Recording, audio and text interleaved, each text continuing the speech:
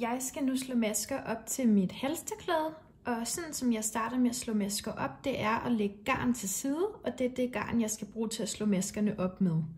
Så jeg lægger garnenden ind i min hånd, og så skal jeg vikle garnet rundt om min hånd. Og det passer cirka med, at når jeg vikler garnet en gang rundt om min hånd, så har jeg garn til 10 masker. Så jeg siger 1 omgang 10 masker, 2 omgang 20 masker, 3 omgang 30 masker, 40 masker, 50 masker, 60 masker, 70 masker, 80 masker. Og det må gerne være lidt løst i det. Så lægger jeg det garn til side. Nu skal jeg til at lave et lykkeopslag. Og det jeg gør er, at jeg laver en lykke, så jeg krydser garnet ind over hinanden, så jeg får skabt denne her lykke. Og så hiver jeg garntråden nedefra og op midt igennem lykken, og så hiver jeg til. Nu har jeg den her lykke, hvor der er en knude her, som kan enten strammes eller løsnes.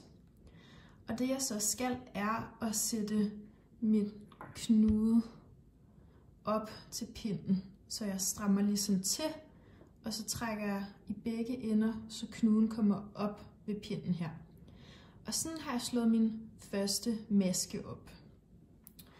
Det jeg gør, er at have min garntråd fra garnnøglen i den forreste del af maskeleddet, og den tråd, jeg har lagt til side i den bagerste del af maskeleddet.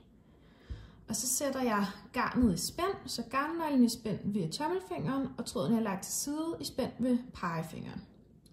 Så laver jeg en lykke ved min tommelfinger, sådan her. Og så går jeg nedefra op midt igennem lykken. Så tager jeg min tråd, der sidder i spænd ved min pegefinger, højre, ned, hen mod venstre, og så går jeg oppefra, ned midt igennem lykken ved tommelfingeren, og strammer til. Så har jeg lige slået en maske op her, så nu er der 2 masker på pinden. Så garnet i spænd, lykke ved tommelfingeren, og så gå nedefra, op midt igennem lykken. Tråden, der sidder i spænd ved pegefingeren, højre, nedom, hen mod venstre, og så oppefra, ned midt igennem lykken ved tommelfingeren. Og nu har jeg slået 3 masker op. Jeg har nu fået slået alle mine masker op til mit halstørklæde, og jeg skal strikke rundt i perlerib. Og fordi jeg skal strikke rundt, så placerer jeg min maskemarkør, inden jeg strikker rundt, altså efter jeg har slået alle mine masker op, henne på højre pind. På den måde så ved jeg, at hver gang jeg har strikket en omgang og når rundt til min maskemarkør, så ved jeg præcis, hvor min omgangsstart er, og det er praktisk i forhold til, når man strikker mønster og skal tælle osv. Jeg skal strikke rundt i perlerib, og perlerib består af 1 omgang retmasker og 1 omgang ribmasker. Så det vil sige, at jeg skal strikke ret og vrang. Jeg vil starte med at vise, hvordan man strikker en retmaske. Og sådan som jeg gør det, er, at jeg tager min højre pind hen i den første maske, der sidder på venstre pind, nedefra op midt igennem masken. Og så kan man se, at der kommer sådan et kryds med pindene. Jeg har mit garn i spænd henne på venstre hånd altid. Så det jeg gør, er, at jeg tager min bagerste pind, altså højre pind, og så fanger jeg garnet, så jeg går rundt om garnet, så det er viklet rundt om pinden sådan her. Så trækker jeg min pind med garnet på rundt ind midt igennem masken, og så løfter jeg masken af hen på højre pind. Så jeg går nedefra op midt igennem masken, henter garnet, slår det rundt om pinden, trækker pinden med det slåede garn rundt om ind midt igennem masken, og så løfter jeg masken hen på højre pind. Og det der kendetegner retmaskerne, det er, at det ligner sådan et V. Og sådan strikker jeg altså ret på den omgang, hvor der skal strikkes ret. Udover retmasker, så skal jeg også strikke vrangmasker for at strikke perlerib. Og sådan som jeg strikker en vrangmaske, det er, at jeg har garnet foran arbejdet, når jeg strikker masken. Så jeg starter med at slå garnet rundt om min pind henne på højre. Så går jeg oppefra ned midt igennem masken. Så trækker jeg garnet rundt om pinden, og så trækker jeg min pind nedefra op midt igennem masken og løfter den hen på højre pind. Og det, der kendetegner vrangmaskerne, det er, at der er sådan en boble heroppe ved pinden. Så slå garnet rundt om pinden, gå oppefra ned midt igennem masken, slå garnet rundt om pinden, gå nedefra op midt igennem masken og løft masken hen på højre pind. Og så kan man se, at vrangmaskerne de har den her boble, der ligger op ved pinden.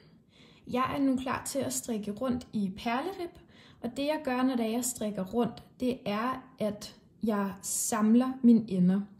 Så jeg har garnet siddende henne på den højre pind, efter at have slået min sidste maske op. Og så løfter jeg de masker, der sidder på venstre pind, hen på højre pind, når jeg strikker dem. Og på den måde bliver arbejdet samlet, fordi at garnet allerede sidder henne på højre pind. Så jeg starter med at strikke en omgang ret. Jeg har nu strikket en omgang ret, og sådan som jeg kendetegner på mit mønster, at jeg har strikket en ret pind, det er, at der ikke er nogen af mine masker, der har en boble heroppe ved pinden, men at de alle sammen ligner et V i stedet for. Og det er sådan, jeg kan se, at jeg har strikket en ret pind, og derfor ved jeg nu, at jeg skal strikke en pind rib. Og en pind rib består af en ret, en vrang, hele vejen igennem skiftesvis. Så jeg starter med at strikke en retmaske. Så strikker jeg en vrangmaske, retmaske,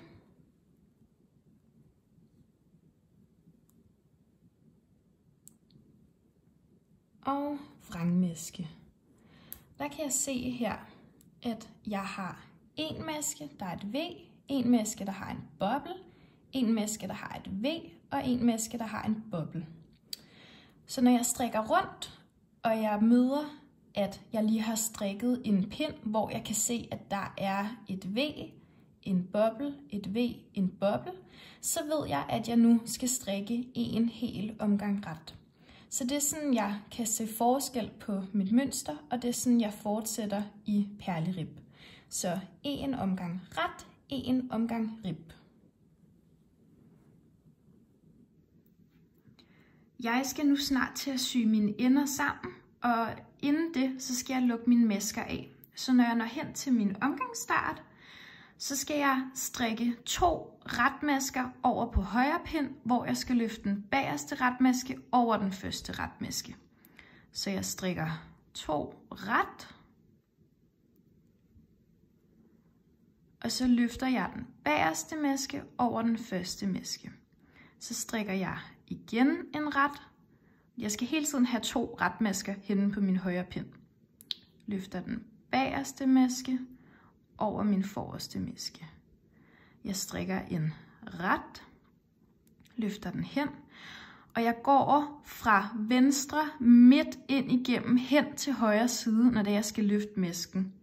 Så jeg kommer fra venstre ind midt igennem hen på højre side og løfter den over. Og sådan fortsætter jeg hele vejen rundt, og så kan jeg se, at de lukkede masker, de ligger her. Og på den måde bliver mit arbejde afsluttet. Jeg skal nu sy mine ender sammen med maskesting på mit halstørklæde, så jeg har lagt aflukningskant op mod aflukningskant og foldet mit halstørklæde sammen. Det jeg skal er at sy igennem under alle maskerne. Så når jeg siger under alle maskerne, så er det fordi, at jeg tager pinden igennem under mit V. Og jeg skal gøre det sådan, så at det er retmaskerne, der ligger over for hinanden, ribmaskerne, der ligger over for hinanden, ret, rib, hele vejen. Og jeg skal have fat i de yderste masker, så de yderste masker ved kantmasken på den øverste del, og de yderste masker ved kantmasken på den nederste del. Jeg starter med at gå op og fange den yderste maske, og det er V'erne. Syr igennem, så går jeg ned til min retmasker hernede og fanger den yderste maske og syr igennem.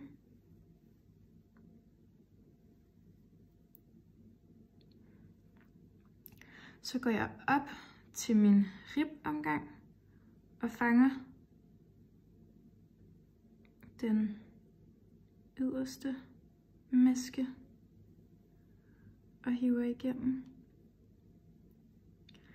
Så går jeg ned til min ribomgang hernede og fanger den yderste maske. Og så kan jeg lige prøve at stramme til, så kan man se, hvor usynligt og flot det bliver. På den måde kommer de til at ligge usynligt i forlængelse af hinanden. Nu har jeg skiftet den brune tråd ud med den grå tråd, så man kan se, hvordan det kommer til at se ud til allersidst. Og det er vigtigt at stramme rigtig godt til. Og så kan man se, at retbanen løber sammen, ribbanen løber sammen, retbanen løber sammen, rib, ret, rib, ret, rib. Og det er sådan, man gør det med maskesting, så man får en så naturlig overgang som muligt.